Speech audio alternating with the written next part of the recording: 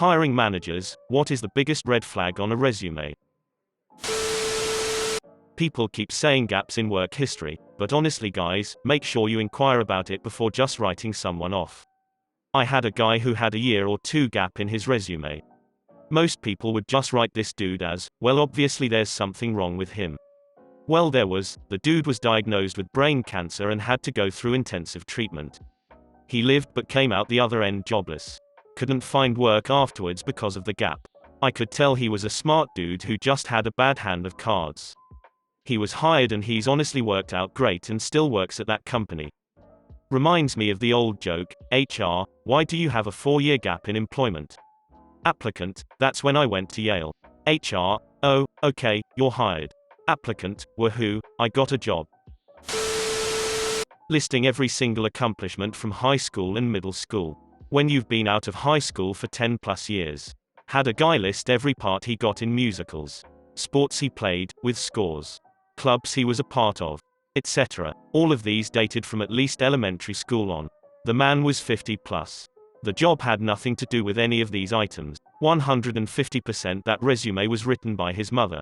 Helicopter mom would have been at least 70s. Do they get a cool name upgrade by then? Unique abilities, capable helicopter parent, if my mom ever lets me escape her road to wash. I once had a guy submit a resume saying that he could not work with women or speak to any woman due to religious reasons. I'm all for being tolerant of other people's beliefs, but this was for a customer service job. If you can't interact with women at all, then maybe this wasn't the kind of job he should have been applying for. I'm curious what religion he follows. I interview an Indian guy who had surfing the internet and shooting pistols as his hobbies. I wanted to hire him on the spot to be our wild card. My husband built a life-sized Iron Man suit on his resume. He got the interview because they wanted to meet the kind of guy who has an Iron Man suit and the personality to put it on his resume. He also got the job, which is pretty cool. A watermark of their face on each page of a resume. Edit, this was in Canada for a food retail position. I was a manager at a trampoline park when I was 16 or 17 and did all the interviews since the majority of the applicants went to the same high school as me.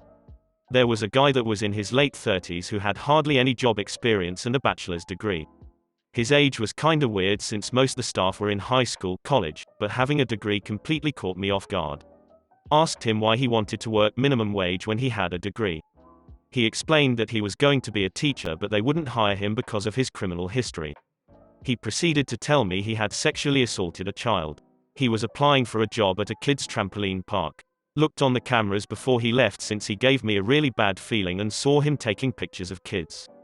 He left before I could confront him, so I gave his resume and a hard drive with the entire recording of his visit to the local police department. I've seen someone put their certificate of baptism under certificates and awards. Even better if it's a birth certificate.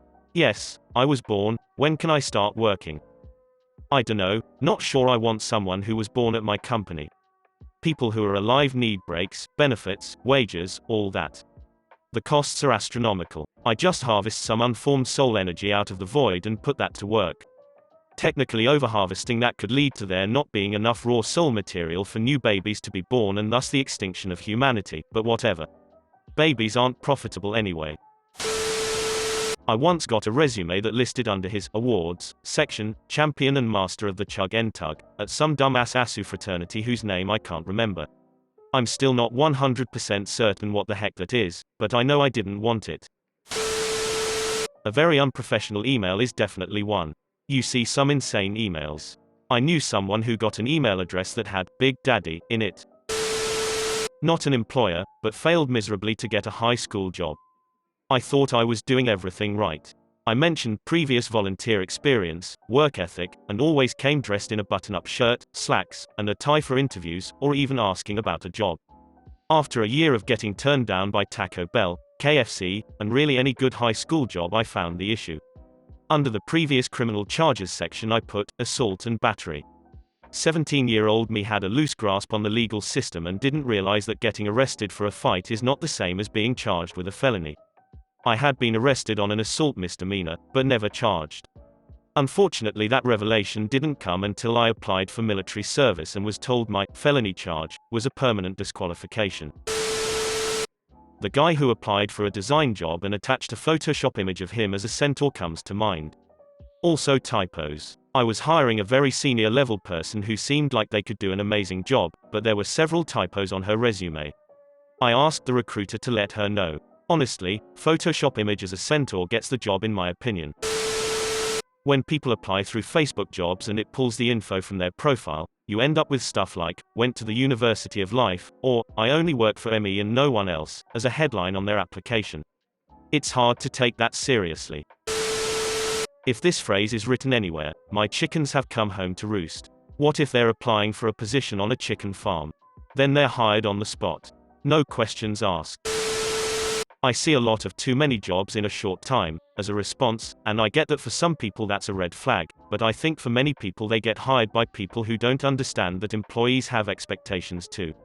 A few of the jobs I've had for less than a year, during the interview, I said I needed to make at least $100 per shift. They hired me. I averaged $25 for the first month, so I quit.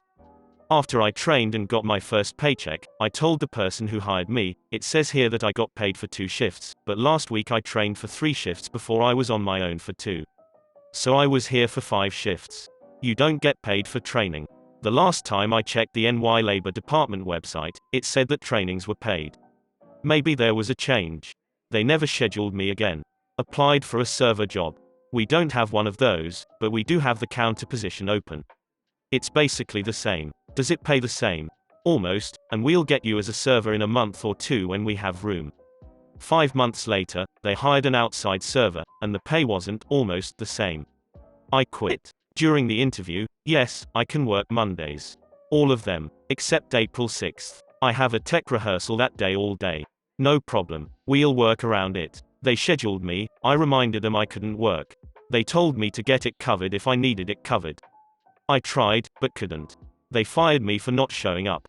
During the interview, yes, I can work brunches on Saturdays and Sundays, but on Sundays I have to be walking out the door at 3:30 so I can make it to my other job. Sure, shouldn't be a problem. 2 months in, hey, Steve called out so you'll have to close this morning. I have to be out the door at 3:30. You can't stay until 4. No, apparently, it was a problem. Doesn't stop me from hiring anyone, but changes things up when someone says they speak another language. If it's Spanish, you'll be interviewed in Spanish. Sometimes that goes very poorly for the applicant. Lies. I'm that hiring manager that'll dig into the weird stuff. You're interviewing for an enterprise software job but list Unity 3D on there. Let's dig in. You're interviewing for a React gig but for some reason list Raspberry Pi project to control Kegerator. Let's talk about that one. You wrote a Minecraft plugin. Okay, let's figure that out. I figure the weirder the thing on the resume is, the higher the chance you were passionate about it. If you aren't, then you're probably not being truthful about much else. This isn't the end-all be-all, of course. Not everyone even has weird, totally unrelated to the job stuff on their resume. But if you do, remember, it's fair game. Man, I wouldn't have the self-confidence to lie on a resume. I don't even feel like I deserve credit for some of the stuff I actually did. When someone has 5 years experience of a software that was invented 2 years ago, then why do you put it as a requirement?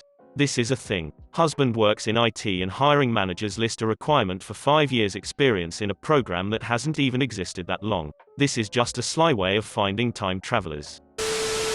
We had an application where the applicant had a felony on their record. They spent half a page in the middle of their resume explaining how the felony wasn't their fault and that we should hire them. Their felony was from stealing from another department from the last time they worked at the company they were applying to. It's a big company, so it think they were hoping we wouldn't care since we were in a different department. I don't know how they made it through the HR pre-screen and how they weren't on the do not hire list. When I was about 14 to 15-ish, my dad kinda pushed me to apply for a translating job at Sega. I needed a CV to apply, so my dad helped me make one. He told me to put my favorite games on my resume, and my dumbass not only agreed, but answered honestly, without a single Sega game on the top 5 list I made. This man is an HR manager of 20+ years. I had sex as an interest. Got me heaps of interviews. I'll have to remember that. So it works. Hey everyone, this is Scott from /world. Thank you for watching. If you liked this video, please leave a thumbs up, subscribe, comment, and don't forget to hit that notification bell so you never miss an upload.